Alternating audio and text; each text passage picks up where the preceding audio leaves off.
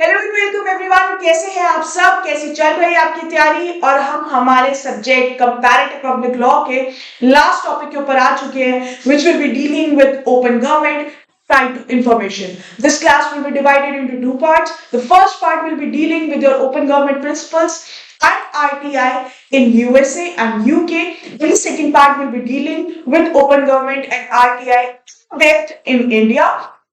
At the end, we will be having a comparative study of all three. तो चलिए देर न करते हुए आज की क्लास को शुरू करते हैं। सबसे पहले हमें ये समझने की जरूरत है कि ओपन गवर्नमेंट और आरटीआई एग्जैक्टली है क्या। Definition we will study in just a minute. जो मेन डिफरेंस हमें यहाँ पे समझने की जरूरत है वो ये है कि ओपन गवर्नमेंट प्रिंसिपल्स है, यानी कि सेट ऑफ रूल्स है, सेट ऑफ गाइडलाइंस है कि गवर्नमेंट को ट्रांसपेरेंसी किस तरीके से मेंटेन करना है, पब्लिक का एंगेजमेंट कितना रखना है। वहीं पे आरटीआई राइट है, यानी कि हमारा हक है, सिटीजन्स का हक है कि हम गवर्नमेंट को क्वेश्चन कर सकते हैं that how you did this act, या आपने इस रिगार्ड में क्या काम करा है। तो आई होप आपको मेन डिफरेंस क्लियर हुआ होगा। अब हमारी ऑफिशियल डेफिनेशन पे जाते हैं हम लोग। Open government refers to the governing principles. Open government refers to the governing principles where the action, decisions and processes of the government are transparent, accessible to the public.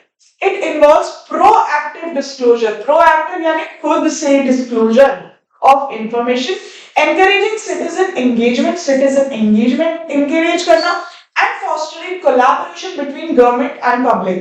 Government और public के बीच में collabs करना।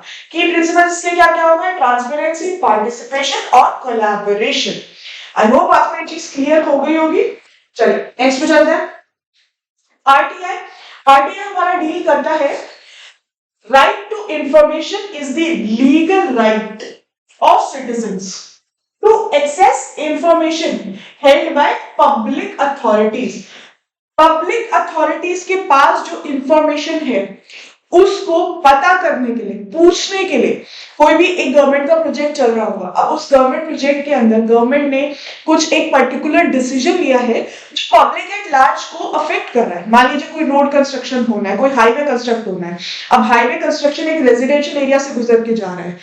वहां पे उन्होंने decide करा that in that particular residential area only the 10 houses need to be destroyed, उनको वहां से हटाना पड़ेगा और बाकी सारे घर ठीक रहेंगे। तो वो 10 जने जाके गवर्नमेंट से पूछ सकते हैं कि आप ऐसा क्यों कर रहे हैं, हमें रीजन तो दे दीजिए। इर्रिस्पेक्टिव ऑफ द फैक्ट कि उनको कंपनसेशन भी मिलेगा। और ये चीज भी हम जानते हैं कि अगर कोई भी लैंड है गवर्नमेंट उसको लेना चाहती है तो वो ले सकती है। बट सिटीजन्स के पास साथ साथ एक राइट होता है कि अगर एक प्रोजेक्ट स्टार्ट हुआ है, गवर्नमेंट ने एक डिसीजन लिया है, तो वो डिसीजन क्यों लिया गया है और अगर वो हमें उस लेवल पे अफेक्ट कर रहा है तो वो क्यों कर रहा है। मान लीजिए उस हाईवे का कंस्ट्रक्शन बहुत ज्यादा इंपॉर्टेंट है क्योंकि उसके पास में ही कोई रोड जा रही है जो कि बिल्कुल जैम रहती है, या फिर रोड इस तरीके से कंस्ट्रक्टेड है कि इंटरसेक्ट होती है, मतलब बहुत ज्यादा ट्रैफिक रहता है और एम्बुलेंस वगैरह वहां से पास में हॉस्पिटल नहीं जा पा रहे। तो उस हाईवे का कंस्ट्रक्शन बहुत ज्यादा इंपॉर्टेंट है for the citizens who are being affected at large. मतलब उन 10 घरों के मुकाबले जो हॉस्पिटल में जाने वाले लोगों का नुकसान हो रहा है, the lives that are being cost are more हम लोग कह सकते हैं हमारी प्रायोरिटी है उस टाइम पे, are more at priority than those houses। तो ये चीज हम लोग पूछ सकते हैं, आरटीआई डाल सकते हैं इसके लिए कि हमें ये चीज बताई जाए कि ऐसा हो, ऐसा पूछने का हमें हक है। इसी को कहते हैं। चलिए, this right ensures transparency and accountability in government operations। यहाँ पे की कंपोनेंट क्या हो गया हम लोग? एक तो लेजिस्लेशन होना चाहिए। आरटीआई के लॉज होते हैं हमेशा जो एक फ्रेमवर्क प्रोवाइड करते हैं सिटीजंस के लिए कि किस तरीके से उनको इंफॉर्मेशन लेनी है गवर्नमेंट बॉडी से। फिर एक्सेस होना चाहिए सिटीजंस के पास और कुछ एग्जम्पशंस भी होती है। Certain information may be exempted from disclosure such as national security, personal privacy and trade secrets. मतलब ये है कि आप सब कुछ ही जाके नहीं पूछ सकते, यानी कि आरटीआई में आप सिर्फ उतना पूछ सकते हैं जितना पब्लिक एट लार्ज को पता होना चाहिए।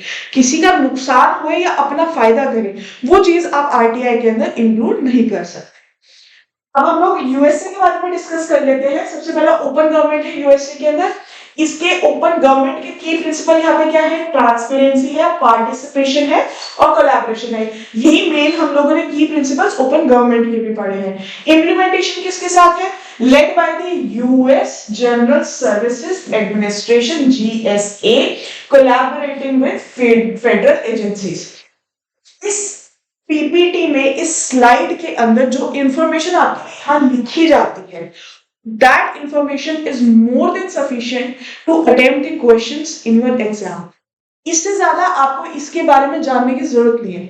आपका मोटिव यहाँ पे पढ़ने का ये है कि आपको एग्जाम क्लियर करना है, आपको यहाँ से पढ़ के थीसिस नहीं लिखना। So knowing these factors is more than enough to understand the concept of open government, attempt the questions in UGC NET. चलो आगे आई होप आपको ये याद हो गया हो। प्लीज साथ साथ ये लिख लें, US general services administration GSA. अब आरटीआई की बात करते हैं। आरटीआई के अंदर freedom of information act FOIA, freedom of information act 1966। Purpose क्या है?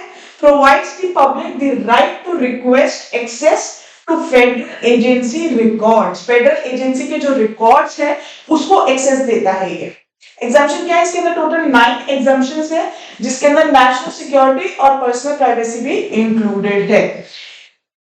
चलिए नेक्स्ट यूके के बारे में पढ़ते हैं। Open government in UK initiative, UK government's commitment to the open government partnership OGP. OGP का फाउंडिंग पार्टनर इंडिया भी है। अभी हम लोग इंडिया के बारे में जब पढ़ेंगे तो इसके अंदर ये चीज पढ़ेंगे। की प्रिंसिपल यहाँ पे transparency, participation and anti corruption है। Transparency, participation and anti corruption है। यूएस के अंदर हमने क्या पढ़ा? Transparency, participation and collaboration. यहाँ पे transparency, participation and anti corruption. Implementation involves various government departments and agencies. Key features क्या क्या है इसके? ओपन डेटा है यहाँ पे, making government data freely available to public, public participation है और anti corruption, implementing measures to prevent corruption in public administration. तो ओपन गवर्नमेंट का प्रिंसिपल यूके में इस तरीके से फॉलो हो रहा है। राइट टू इंफॉर्मेशन यहाँ पे क्या है? Freedom of information act 2000। Please जितनी भी ये लेजिस्लेशन है इनको नोट डाउन कर लीजिए। These are your questions, these are your MCQs।